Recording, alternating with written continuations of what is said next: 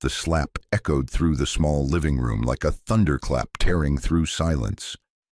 Amara's head snapped to the side, her cheek burning with a fire that spread from her skin straight into her soul. She tasted copper on her tongue, blood from where her teeth had cut into the soft flesh of her inner lip.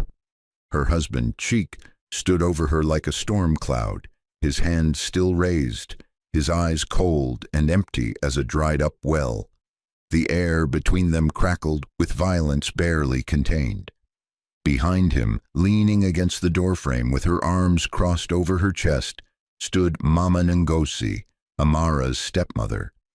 The woman's lips curved into a smile that didn't reach her eyes, a smile that spoke of satisfaction, of a plan finally coming together.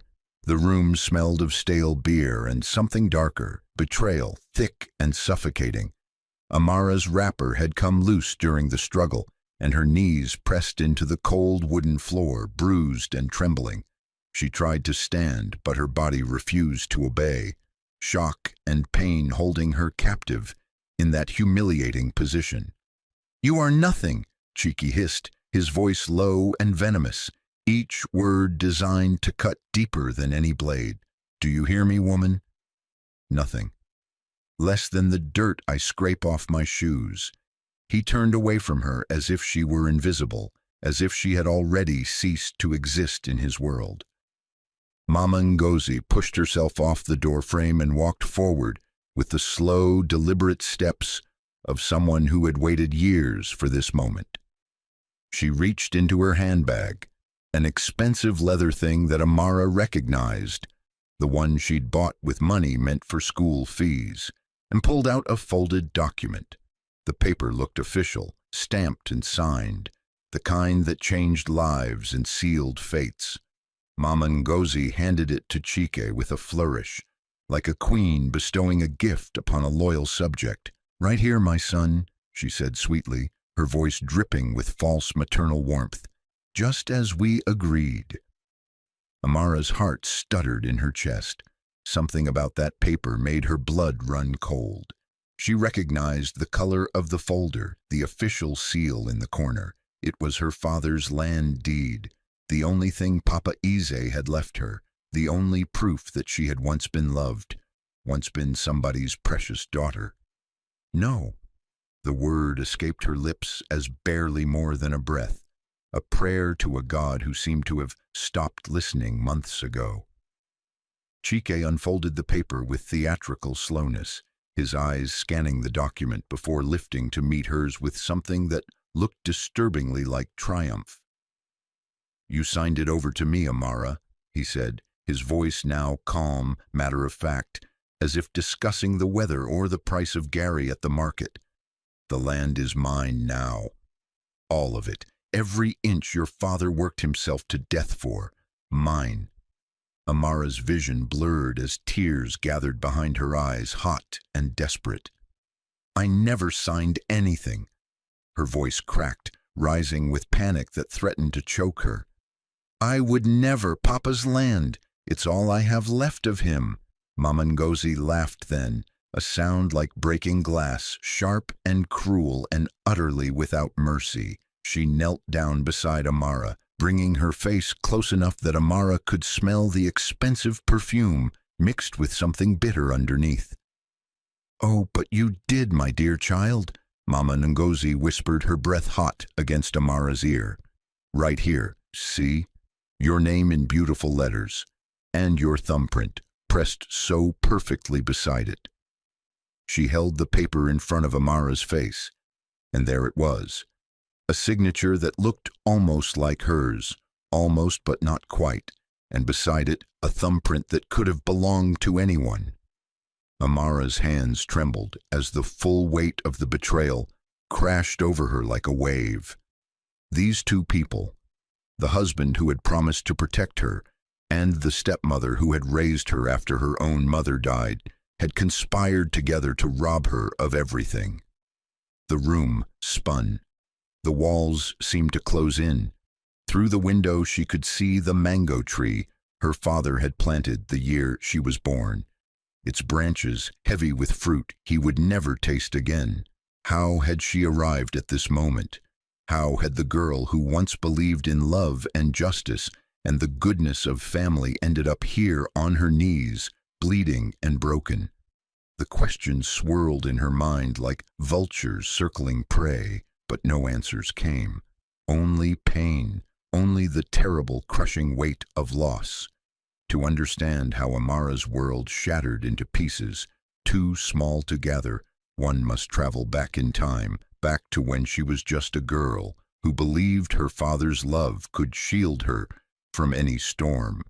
Amara grew up in a small village outside Lagos, a place where everyone knew everyone's name and business, where the red earth stained your feet and the air smelled of wood smoke and ripe plantains. Her mother died when she was 7, taken by fever that no amount of prayer or traditional medicine could cure. She remembered her mother's funeral as a blur of wailing women and white cloth, remembered her father's hand gripping hers so tightly it hurt, as if he could keep her from disappearing too. Papa was a quiet man, hard-working and honest, the kind of man who kept his promises, even when it cost him everything. He farmed yams and cassava, sold them at the market, and saved every kobo he could for Amara's education. "Books will take you places my feet never could," he used to tell her, wiping sweat from his brow as he came home from the fields. She was his world, and he was hers. But when Amara turned 12, Papa Easy decided he was lonely. The elders of the village said a man needed a wife, that it wasn't natural for him to live alone with just a daughter. So he remarried. Mama Ngozi came into their home like a bright bird, all colorful wrappers and gold jewelry that caught the sunlight. She was beautiful in a sharp way, with eyes that assessed and calculated even as her mouth smiled. She cooked Papa Ize's favorite meals, egusi soup thick with meat, pounded yam smooth as silk, jollof rice fragrant with thyme. She called him my king and my lion, and Papa Ize, starved for companionship, drank in her attention like a man dying of thirst. At first, Mama Ngozi was kind to Amara, or at least pretended to be. She braided her hair and bought her new wrappers for church. But when Papa Ize wasn't looking, something shifted in her face. The warmth drained out of her eyes, replaced by something cold and calculating. "Your father is too soft on you," she would say, sweeping Amara's schoolbooks off the table when Papa Ize was in the fields. "A girl like you should be learning to cook, not wasting time with all these letters and numbers." Amara tried to tell her father, tried to explain that Mama Ngozi was different when they were alone. But Mama Ngozi was clever, far cleverer than Amara had realized. She would wait until evening when Papa Ize was tired from work, and then she would cry. Tears would stream down her face as she spoke of how Amara disrespected her, how the girl wanted her gone so she could have Papa Ize all to herself. "That child resents me for taking her mother's place," Mama Ngozi would sob into Papa Ize's chest. "She wants you to choose between us." And slowly, like poison seeping into water, the doubt grew in Papa Ize's mind. He began to look at Amara differently, with confusion and disappointment clouding his eyes. When she tried to defend herself, he would raise his hand for silence. "Respect your mother," he would say, and Amara's heart would break a little more each time. The worst day was her secondary school graduation. Amara had worked so hard, stayed up late, studying by candlelight, and finished top of her class. She stood on that stage in her white uniform, searching the crowd for Papa Ize's face, certain he would be there, certain he would be proud. But he never came. Mama Ngozi had told him she was sick that morning, had clutched her stomach and moaned until Papa Ize agreed to stay home and care for her. The moment his back was turned, she was up and cooking, humming to herself with satisfaction. Amara received her certificate with tears streaming down her face. not from joy, but from the crushing loneliness of being forgotten by the one person who had always seen her. Years passed in this slow torture. Amara finished school and dreamed of university, of becoming a teacher or maybe a nurse, of making Papa Ez proud again. She worked 3 jobs to save money: washing clothes in the river before dawn, braiding hair at the market in the afternoon, selling groundnuts at the junction in the evening. Her hands became rough and calloused. Her back ached constantly, but she persisted. Every kobo she earned went into a small tin she kept hidden under her mattress. She counted it every night like a prayer: 1,000 naira, 2,000, 5,000. Each note represented hours of work, dreams of a future where she could escape and build something of her own. Then one night, Amara came home to find her room torn apart. Her mattress was overturned, her clothes scattered across the floor, and her tin, her precious tin, full of months of savings, lay broken open and empty. She stood in the doorway, unable to breathe, unable to process what she was seeing. Mama Ngozi appeared behind her, blocking the light from the hallway. Around her neck hung a new gold necklace, thick and gleaming, worth at least 20,000 naira. "You shouldn't leave money lying around, Amara," Mama Ngozi said with false concern, touching the necklace as if she couldn't help herself. "Someone might think you're careless with valuable things." Amara's lips moved, but no sound came out. The betrayal was so complete, so brazen, that her mind couldn't fully comprehend it.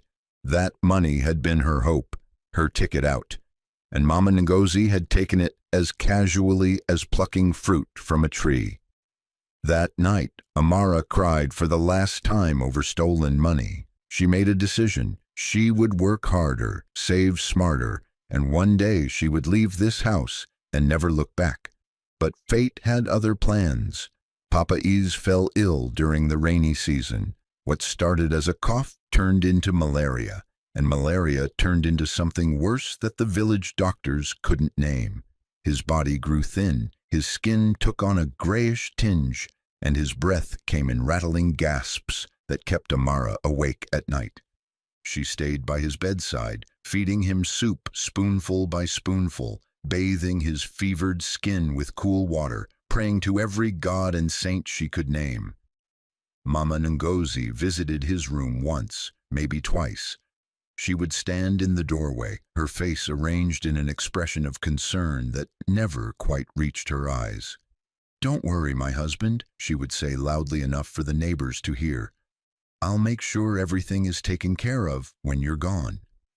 The words made Amara's blood run cold, but Papa Ez was too weak to notice the strangeness in them. He died on a Tuesday morning just as the sun was rising. Amara was holding his hand when he took his last breath, and she felt something fundamental break inside her chest, something she knew would never fully heal. Papa Eze had been her anchor, her proof that love existed, and now he was gone. The funeral was elaborate, more elaborate than Papa Eze would have wanted. Mama Ngozi insisted on the expensive coffin, the elaborate wake, the professional mourners who wailed on cue. She threw herself on the coffin with such dramatic grief that people whispered about her devotion, about what a wonderful wife she had been. But Amara, standing silent in her black wrapper, saw the truth. She saw the quick glance Mama Ngozi gave to the family elders, the satisfied nod, the way she calculated even in her grief. 3 days after they buried Papa Eze under the mango tree he had loved, Mama Ngozi called a meeting with the village elders. She sat in Papa Eze's chair, wearing his favorite color, acting as if she had always been the head of the household. "My husband left no written will," she announced, her voice steady and sure. "According to tradition, as his wife, all his property passes to me. The house, the farm, the land, all of it is mine now." Amara had been standing near the door, and she stepped forward, her heart pounding. "But Papa always said the land would be mine. He told me. Mama Ngozi cut her off with a look so cold it could freeze water. Your father said many things when he was sick and confused, but the law is clear. I am the wife.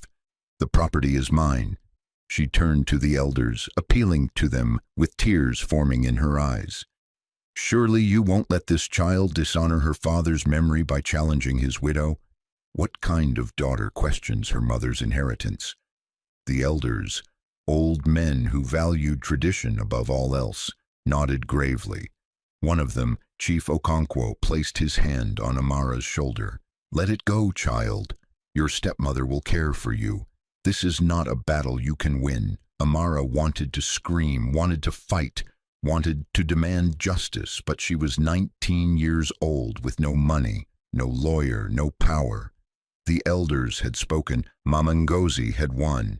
Within a week, Mama Ngozi made it clear that Amara was no longer welcome in the house.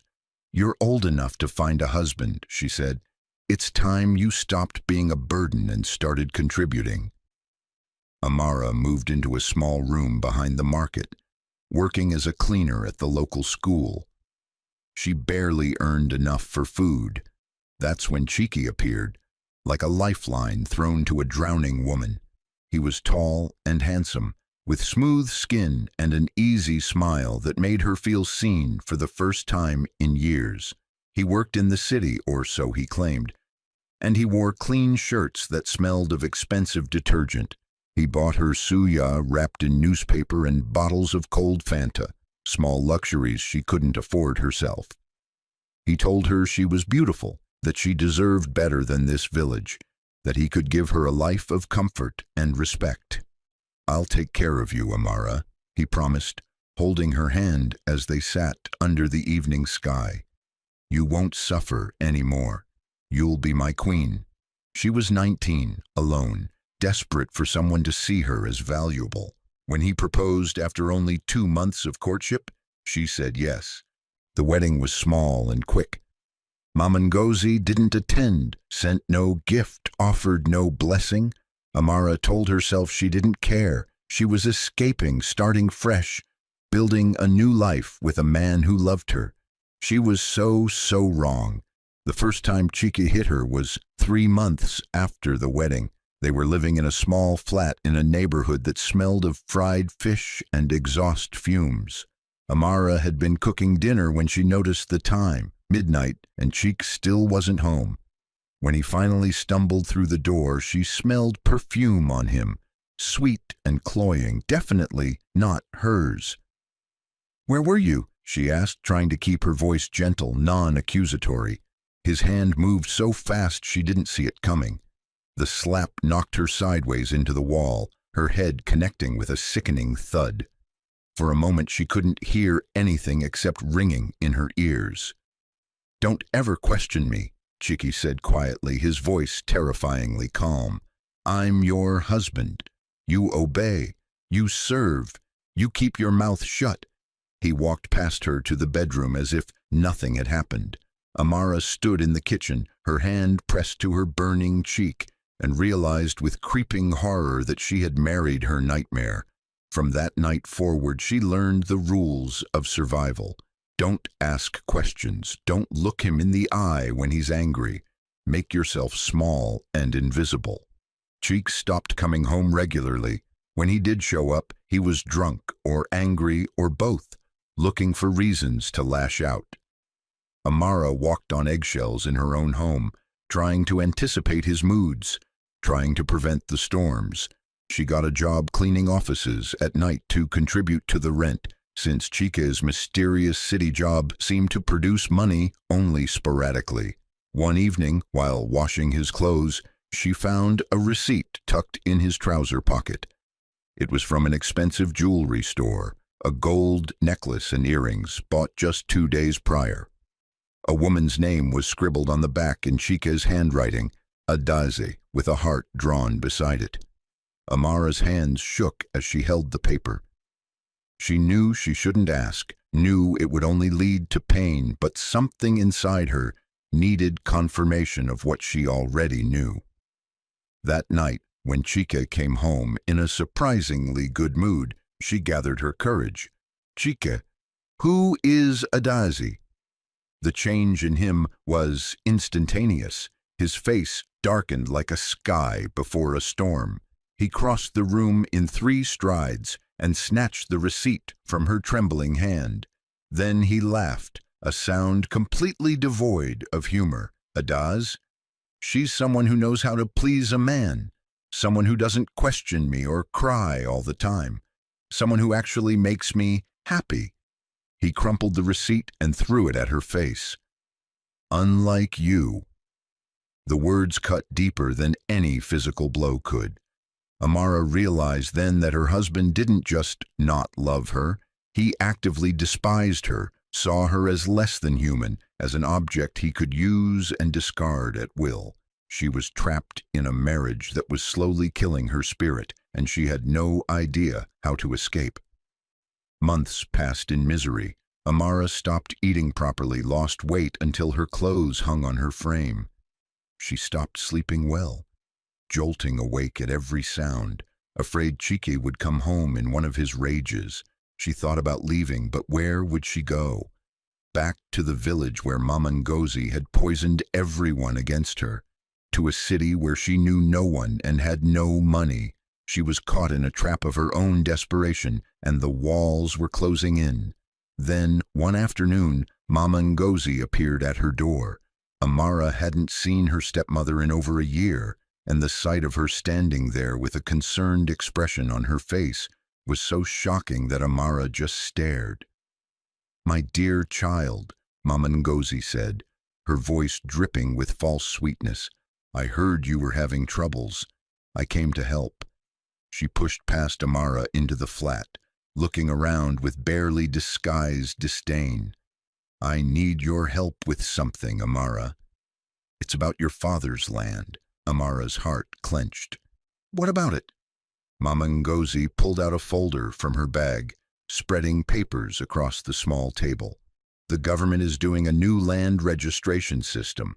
They need signatures from all family members to finalize the transfer and protect the property from being seized." "It's just a formality, really." She pushed a pen toward Amara, pointing to several places marked with red X's. "Just sign here, here, and here, and we'll need your thumbprint here."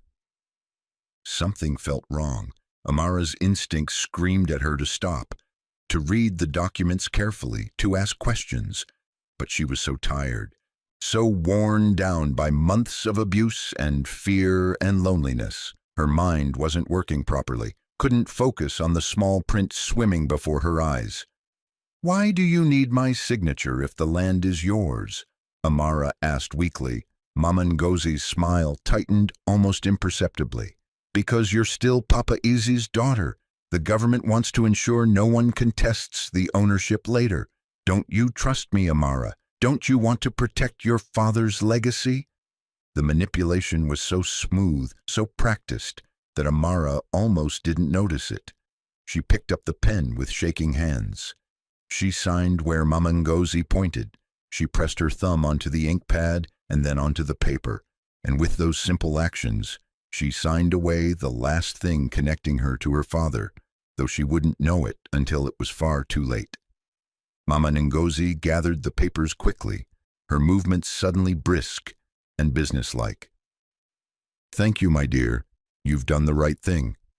She was gone within minutes, leaving Amara alone with a growing sense of dread she couldn't name. Weeks passed.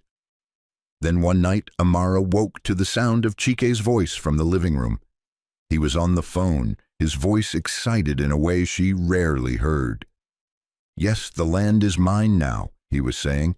Mama Ngozi forged her thumbprint perfectly. The stupid girl didn't even read what she was signing. She just scribbled her name wherever I pointed. Ice flooded through Amara's veins. She crept closer to the door, pressing her ear against it. "We'll sell it to the developer next month," Chike continued. 5 million naira, split 50-50. Mama Ngozi gets her cut for setting it up, and I get mine for marrying the fool in the first place." Amara's legs nearly gave out. She gripped the doorframe to stay upright, her mind racing. marrying her in the first place. This had been planned, all of it, from the very beginning. Chike had never loved her, never intended to care for her. He had married her specifically to get access to Papa Ize's land. And Mama Ngozi had orchestrated the entire thing, playing both sides, waiting for Papa Ize to die so she could swoop in and steal everything. The betrayal was so complete, so calculated, that Amara couldn't fully process it. The next morning she confronted Chike. It was foolish, dangerous, but she was beyond caring. "I know what you did," she said, her voice shaking with rage. "I heard you on the phone. You and Mama Ngozi, you planned this together." Chike's face went blank for a moment, then twisted into something ugly. "So, what if we did?" He stepped toward her menacingly. "What are you going to do about it? Go to the police? With what proof? Tell the village elders. They all think you're a disrespectful, ungrateful child. No one will believe you." He was right, and they both knew it. But Amara wasn't the same broken girl anymore. Something had hardened inside her, crystallized into resolve. "I won't let you get away with this." Chike laughed, then his hand shot out, connecting with her face in a blow that sent her sprawling. "You have no power here. You're nothing. You'll always be nothing." That's when Mama Ngozi appeared in the doorway as if she'd been waiting for her cue. And that's when Amara's world finally completely shattered. She lay on the floor, tasting blood, watching the two people who had destroyed her life stand over her in triumph. But something strange happened in that moment of absolute defeat. Instead of breaking completely, Amara felt something shift inside her. A small, fierce flame of determination sparked to life. They had taken everything from her, but they hadn't killed her. And as long as she was alive, as long as she could still think and plan and fight, this wasn't over. Over the following days, Amara began to observe. She noticed that despite their partnership, Chike and Mama Ngozi didn't trust each other. She noticed the way they argued in hushed voices when they thought she couldn't hear, each one trying to get a bigger share of the profits. She noticed that Chike, in his arrogance, was careless with his phone, leaving it unlocked on the table. One night, when he was drunk and passed out on the couch, Amara carefully picked up his phone. Her hands shook so badly she could barely control them, but she managed to find his messages with Mama Ngozi. She took screenshots, though she had no phone of her own to send them to. Then she remembered the voice recorder function. The next evening, she positioned herself in the next room with the phone hidden in her wrapper, recording, and Chike and Mama Ngozi, confident in their victory, talked freely. They discussed the forgery in detail. They laughed about how easy it had been to manipulate her. They argued about who deserved more money. Every word was captured, preserved, turned into a weapon. When they were done, Amara stopped the recording and carefully placed the phone back where she'd found it. She borrowed a phone from a neighbor the next day, claiming she needed to call about a job. Instead, she transferred the recording to a memory card the neighbor didn't know she had. It was a small thing, this act of gathering evidence, but it made her feel human again, capable again. She reported the case to the village council, knowing it was a long shot but having nothing left to lose. The hearing was set for a month later. Chike and Mama Ngozi laughed when they heard. "Let her try," Chike said. "She has no proof. She's just a bitter woman who can't accept that she's worthless." But Amara had proof. And she had something else too. She had nothing left to fear. The day of the hearing arrived with a sunrise that painted the sky in shades of orange and red, like the world itself was on fire. The village council hall was packed with people, curious neighbors, family members, elders in their traditional robes. Amara walked in wearing a simple wrapper and no shoes, her head held high despite the whispers that followed her. She looked like exactly what she was, a woman who had been stripped of everything except her dignity. Cheek and Mama Ngozi arrived in Chike's new car, one he'd bought in anticipation of the land sale. They wore their finest clothes, gold gleaming at their necks and wrists. They looked like success, like righteousness, like people who had done nothing wrong. The crowd murmured approvingly at the sight of them. Amara stood alone on one side of the room, facing them across an expanse of floor that felt like an ocean. Chief Okonkwo, the eldest of the council, banged his staff on the ground 3 times. The room fell silent. "We are gathered here because Amara has made serious accusations against her husband and her stepmother," he began, his voice grave. "She claims they conspired to defraud her of her inheritance through forgery and manipulation." Chief Okonkwo turned to Amara. "These are serious charges, daughter. In our culture, a wife does not accuse her husband publicly. A child does not challenge her parent. You understand that if you cannot prove these accusations, you will be shamed before the entire village." Amara nodded, her throat tight. "I understand." "Then tell us, what proof do you have?" The room leaned forward collectively, waiting. Cheek smiled, confident.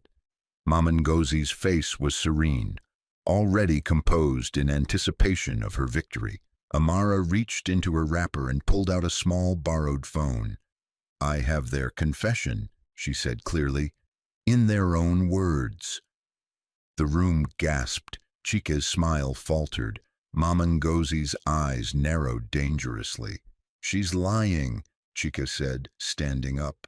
"This is a desperate attempt." "Let her speak," Chief Okonkwo commanded. Amara's hands shook as she connected the phone to the council's speaker system. One of the younger elders helped her, his face curious.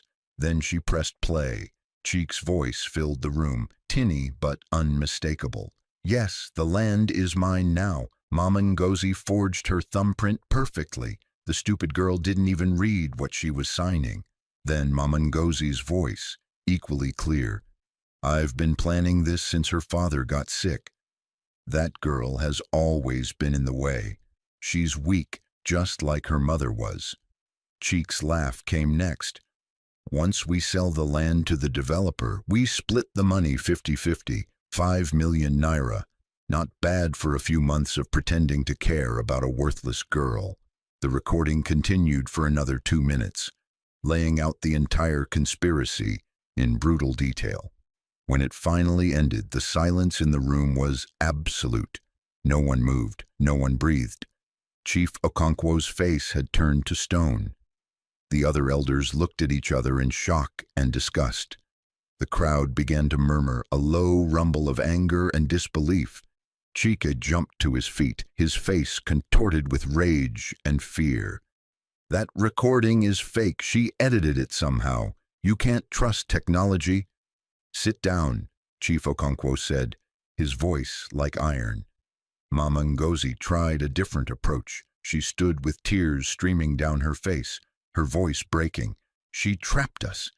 She manipulated us into saying those things. We were discussing a hypothetical situation and she—" "Enough."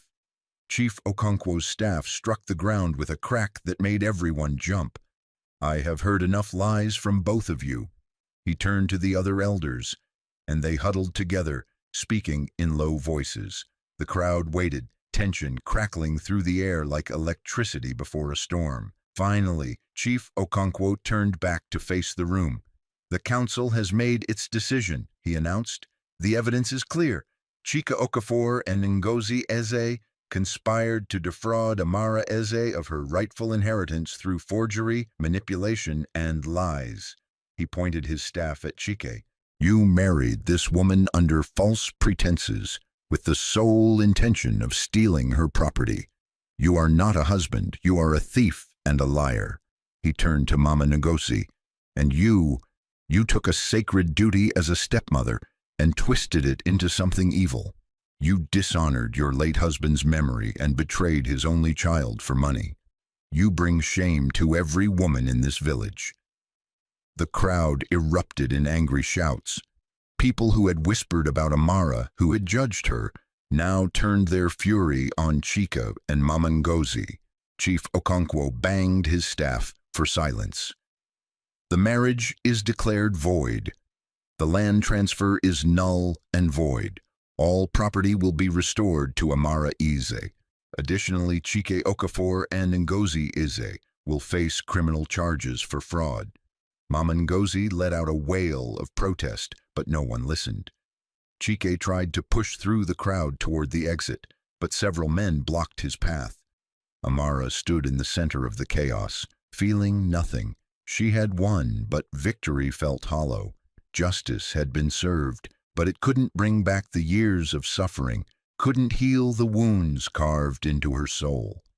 She walked out of that hall, into the bright afternoon sun, and made it exactly 10 steps before her legs gave out. She collapsed onto the red dirt road, and the sobs that came from her chest were violent, wrenching things that hurt her ribs.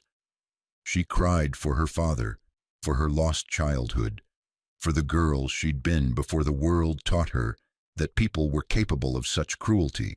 She cried until she had nothing left inside, until she was empty and hollow and wrung out completely. That's when she heard footsteps, steady, calm, approaching slowly. A man's voice, deep and warm like honey, spoke above her. "Are you all right?" It was possibly the most ridiculous question anyone had ever asked her. Amara looked up through her tears and saw a man standing there, tall and dressed simply, but with a quiet elegance that spoke of both wealth and humility. His face was kind, his eyes concerned, but not pitying. That was what struck her most. He looked at her like she was a person, not a tragedy. She started to say she was fine, but the lie died on her lips. "No, I'm not all right, but I will be." The man crouched down beside her, careful to maintain a respectful distance. "I was in the hearing," he said softly. "I saw what happened, what they did to you." He paused.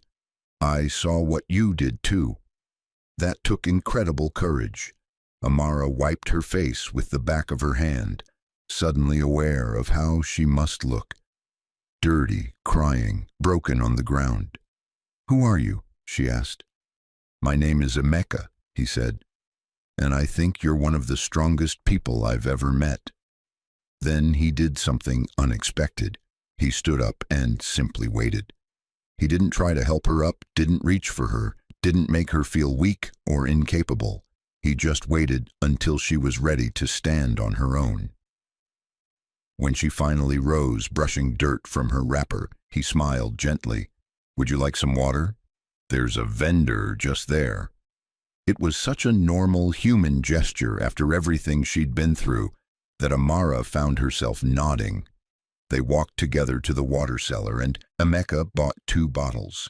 They sat on a low wall under the shade of an acacia tree, drinking in silence.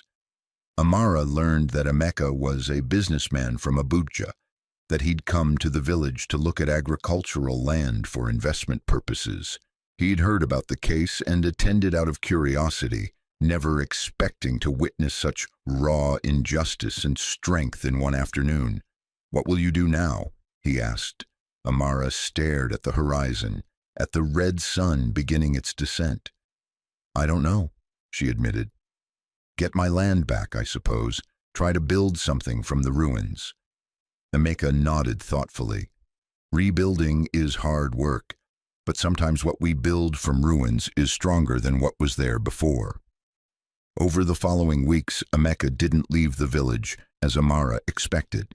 He rented a room at the local guest house and simply stayed. At first, Amara was suspicious. Every man who had shown interest in her had wanted something. Chika had wanted her land, others had wanted her body or her labor, but Emeka seemed to want nothing except to exist in the same space, helping where help was needed. When Amara went to inspect her father's land she hadn't seen in years, Emeka asked if he could come along. They walked through fields that had been neglected, overtaken by weeds and wild growth. "This was beautiful once," Amara said softly. Papa used to grow the best yams in 3 villages. People would come from the city just to buy from him. Emeka looked around with a practiced eye. It could be beautiful again. The soil is good. It just needs care and attention. Over the next days, he showed up at the farm with tools. He didn't ask permission, didn't make grand gestures. He simply started working alongside her, clearing weeds, turning soil, rebuilding the irrigation channels that had fallen apart. They worked in companionable silence most days, speaking only when words were necessary. Amara found herself relaxing around him in a way she hadn't relaxed around anyone in years. He never asked intrusive questions, never pushed for her story, never made her feel like she owed him anything for his help. When she carried water from the well, he carried it with her. When she needed to go to the market for seeds, he drove her in his car but waited outside, understanding somehow that she needed to face the village women on her own terms. Those women who had whispered about her, who had called her ungrateful and disrespectful, now looked away in shame when she passed. Some even apologized, though their words felt hollow. Amara accepted their apologies with grace, but kept her distance. She had learned the hard way that people's loyalty shifted with the wind. One evening, as the sun painted the sky in shades of purple and gold, Emeka and Amara sat under the mango tree her father had planted. The tree had grown massive over the years, its branches spreading wide like protective arms. This was Papa Ize's favorite spot, where he used to sit after a long day's work and tell Amara stories about their ancestors. "Why are you still here?" Amara asked suddenly, the question that had been building in her chest for weeks, finally breaking free. "You're a successful businessman. You have companies to run in Abuja. Why are you spending your time in a village helping a woman you barely know?" Emeka was quiet for a long moment, plucking a blade of grass and twisting it between his fingers. "Do you know what I saw when I walked into that council hall?" he finally said. "I saw a woman standing alone against the world. No lawyer, no family, no power, just truth and courage. Everyone expected you to fail, to break, to give up, but you didn't." He turned to look at her, his eyes serious. "I've met many people in my life, Amara. Rich people, powerful people, educated people, but strength like yours? That's rare, that's precious." Amara felt her throat tighten with emotion. "I don't feel strong. I feel broken, like something inside me shattered and can't be put back together." "Maybe it's not supposed to be put back together the same way," Emeka said gently. "Maybe you're meant to build something new from the pieces. Something even better." They sat in silence as the sun disappeared below the horizon and the first stars began to appear.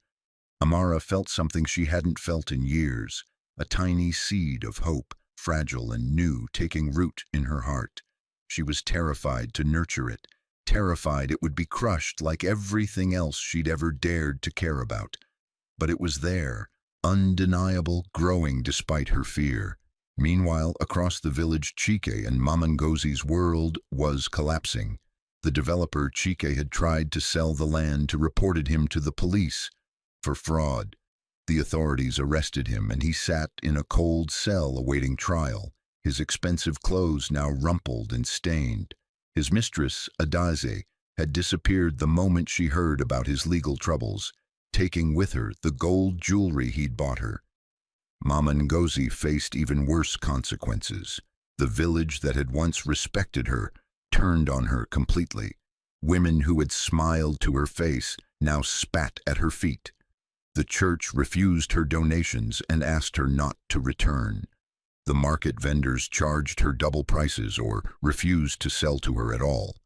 She was ostracized, marked as a woman who had betrayed the most sacred bonds, the bond between parent and child, the bond of trust, the bond of family.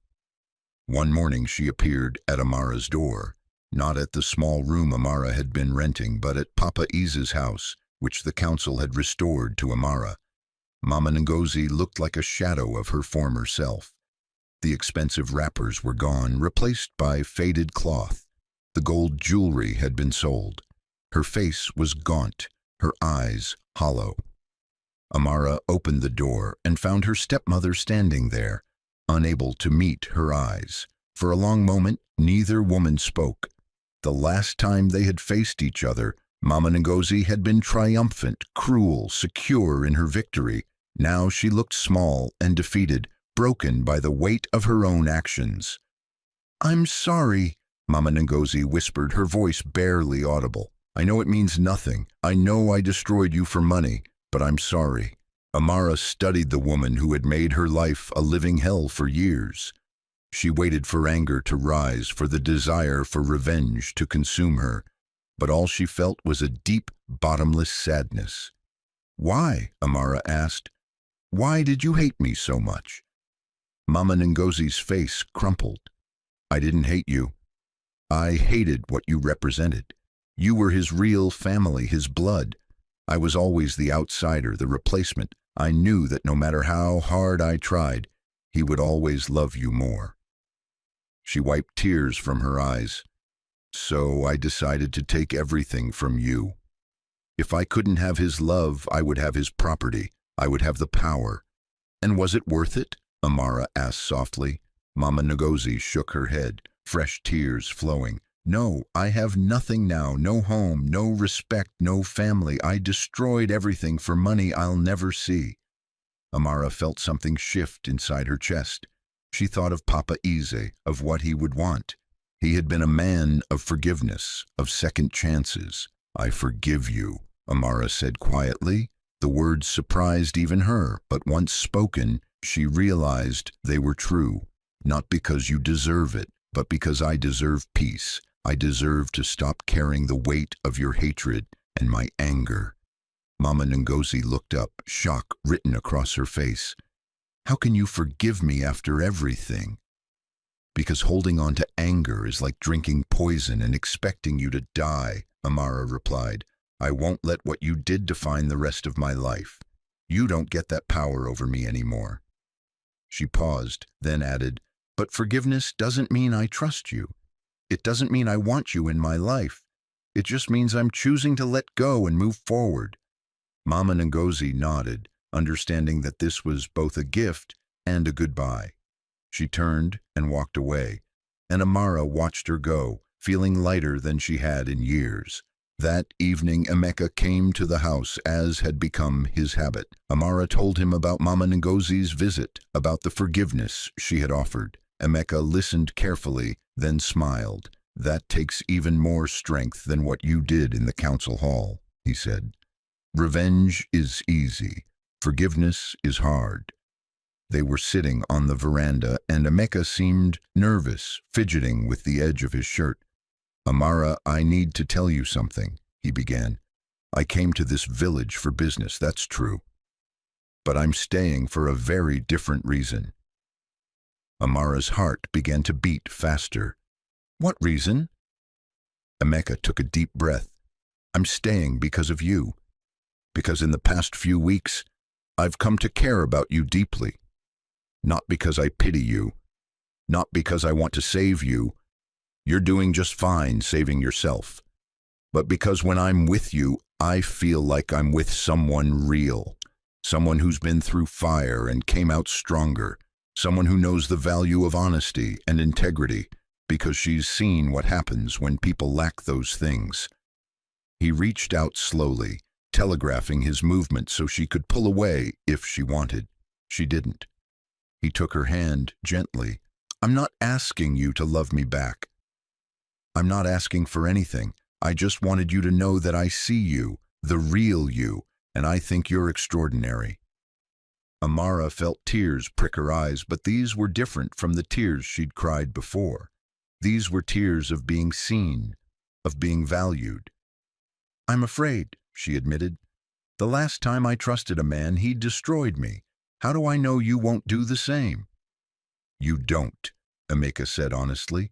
"Trust is always a risk, but I can promise you this. I will never lie to you.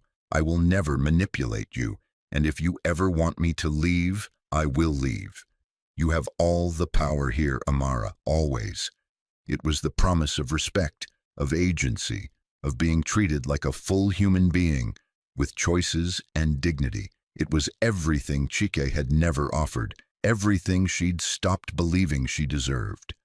I can't love you yet, Amara said carefully. My heart is still healing. It might take a long time. Then I'll wait, Emeka said simply, however long it takes. Over the following months, Emeka proved his words with actions. He helped Amara restore the farm, investing his business knowledge and resources, but always asking her opinion, always deferring to her decisions. He introduced her to agricultural experts who taught her modern farming techniques. He helped her apply for grants and loans, standing beside her but never in front of her. The farm began to thrive again. Amara hired women from the village, women who had been widowed or abandoned, giving them fair wages and dignity. Together they grew not just yams and cassava, but vegetables and fruits, creating a cooperative that supplied markets across 3 states. Amara discovered she had her father's gift for farming and more. She had a head for business, for organization, for seeing opportunities others missed. With Emeka's support, but not his control, she built something remarkable. One evening, nearly a year after that first council hearing, Emeka asked Amara to meet him under the mango tree. The sun was setting in brilliant oranges and reds, and the air smelled of rain coming. Amara arrived to find him standing there, looking nervous in a way she'd never seen him. I have something to ask you, Emeka said, but first I need you to know something. This past year with you has been the happiest of my life, not because of what we've built, though that's amazing, but because of who you are. You've taught me what real strength looks like, what integrity means, what it means to rise after falling. He took both her hands in his. Amara is, I love you, not the broken version of you I first met, not the healed version of you now, but all of you, every scar, every victory, every moment. And I'm asking if you're ready, if your heart has healed enough. Would you let me love you? Would you let me be your partner, your equal, your companion? Amara looked into his eyes and saw only truth there. Over the past year, Emeka had proven himself in 1,000 small ways. He had celebrated her victories without trying to claim credit. He had supported her during setbacks without trying to take over. He had respected every boundary she'd set and never pushed for more than she was ready to give. Her heart, once shattered into pieces too small to count, had slowly knit itself back together. Not the same as before, Emeka had been right about that, but different, stronger, capable of trusting again. Yes, she said, and the word felt like freedom. Yes, I'll let you love me, and I'll love you back, Emeka, because you showed me what real love looks like. It's not possession, it's not control, it's partnership, it's respect, it's showing up every day and choosing someone over and over again. Emeka pulled her into an embrace, and as the rain began to fall softly around them, Amara felt something she had thought she'd never feel again. Joy. Pure, uncomplicated joy. They were married 6 months later under that same mango tree with the entire village watching. It was nothing like her first wedding. This time, she wore white lace her mother-in-law had sewn by hand. This time, she smiled with her whole face. This time, when she said her vows, she meant every word. Emeka didn't just bring wealth into her life. Though his business success meant they would never struggle financially, he brought partnership. They expanded the farm into a full agricultural enterprise, creating jobs for over 50 families. They built a school in Papa Iza's name, offering free education to children who couldn't afford fees. They started a women's cooperative that taught skills and provided microloans. Amara became known throughout the region not as the girl who had been betrayed, but as the woman who rose from betrayal and transformed her pain into purpose. She spoke at conferences about agricultural innovation. She mentored young women starting their own businesses. She became everything her father had dreamed she could be and more. As for Cheeky, he served 2 years in prison for fraud. When he was released, he left the area, humiliated and broken. No one heard from him again. Mama Ngozi moved to a distant city where no one knew her story. Amara heard she worked as a cleaner in an office building, earning a fraction of what she'd once stolen. Amara felt no satisfaction in their downfall. She had moved so far beyond revenge that their fates barely registered in her consciousness. She was too busy building, creating, loving, living. 5 years after that council hearing, Amara stood on her veranda watching the sun rise over fields that stretched to the horizon. Emeka came up behind her, wrapping his arms around her waist, and she leaned back into his warmth. In her belly, their first child grew, a new life born from love rather than desperation. "What are you thinking about?" Emeka asked, his chin resting on her shoulder. "I'm thinking about how pain can be transformed," Amara said softly. "How the worst moments of our lives can become the foundation for the best ones. Not because the pain was good, but because we chose what to do with it." She turned in his arms to face him. "I'm thinking that if someone had told that girl lying on the floor, bleeding and broken, that 5 years later she would be here, successful, loved, whole, she wouldn't have believed it. But here we are." "Here we are," Emeka echoed, kissing her forehead. "And I'm grateful for every day." As the sun climbed higher, painting the world in shades of gold, Amara felt something settle deep in her soul. Peace. Not the peace of never having been hurt, but the peace of having survived the hurt, and chosen to grow from it rather than be destroyed by it.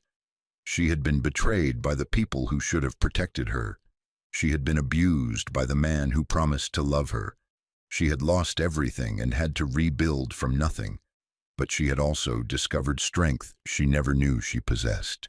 She had learned that forgiveness was a gift you gave yourself, not your enemies. She had found that real love existed, not the fairy tale kind that rescued you, but the steady, patient kind that walked beside you while you rescued yourself. And she had learned that the end of one story could become the beginning of a better one, if only you had the courage to turn the page. In the village, children grew up hearing Amara's story, not as a tragedy but as a testament, a reminder that cruelty doesn't have the final word, that justice, though delayed, could still arrive, that a woman who had been called nothing could become everything, and that sometimes, after the longest night, the sunrise was more beautiful than anyone could have imagined. Years later, when her daughter asked her about the scars, the ones on her body from Chike's violence, the ones on her heart from Mama Ngozi's betrayal, Amara didn't hide them. She touched them gently and said, "These scars are proof that I survived. They're proof that I'm stronger than everything that tried to break me, and they're a reminder that pain is temporary, but the choice to rise is permanent." Her daughter, wise beyond her years, asked, "Do you ever wish it hadn't happened? Do you wish you could go back and avoid all the pain?" Amara considered the question carefully. She looked around at the life she'd built, the thriving farm, the school bearing her father's name, the women she employed who now supported their families, the man who loved her with quiet devotion, the child growing inside her. All of it had grown from the ashes of her worst moments. "No," she said finally, "because that pain taught me who I am. It showed me what I'm capable of, and it led me here to this life, to this love, to this purpose. I wouldn't trade who I've become for an easier past." She smiled, touching her daughter's face. "But I would tell that younger version of me, the one who was suffering and couldn't see a way out, that it gets better, that she's stronger than she knows, that the people who hurt her don't define her worth, and that love, real love, is waiting on the other side of the pain. As the sun set that evening, casting long shadows across the land Papa Is had once worked with his own hands, Amara felt the full circle of her journey, from the daughter of a farmer to an abused wife to a successful entrepreneur and mother. She had traveled a road marked by suffering but defined by resilience. She thought about all the women who would hear her story, who were living their own versions of her nightmare right now. She hoped they would hear the message underneath the pain. You are not what was done to you. You are what you choose to do next. Betrayal is not the end of your story. It's just a chapter, and you have the power to write the next one. That night, as Emeka slept beside her and her daughter kicked gently in her belly, Amara whispered a prayer of gratitude, not for the suffering, she would never be grateful for that, but for the strength she'd discovered because of it, for the love she'd found after it, for the life she'd built from its ruins. She had been called nothing by the people who should have valued her most, but she had proven them wrong in the most powerful way possible, by becoming everything she was meant to be, not despite what they did to her, but because she refused to let what they did define her.